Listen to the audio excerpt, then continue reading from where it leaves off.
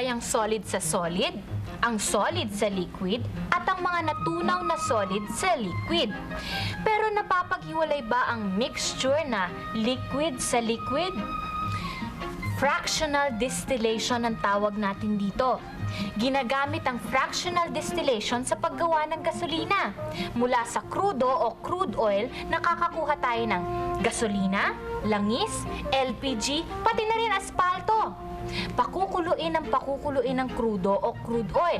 At dahil magkakaibang boiling point o init na makapagpapa-evaporate sa mga chemical ng krudo, napapaghiwa-hiwalay ito. Nahahati sa iba't ibang porsyento o fraction. Kaya nga, fractional distillation ang tawag natin dito. Nagkakaroon ng bahaging gasolina, merong bahaging langis, may bahaging LPG, at iba pa.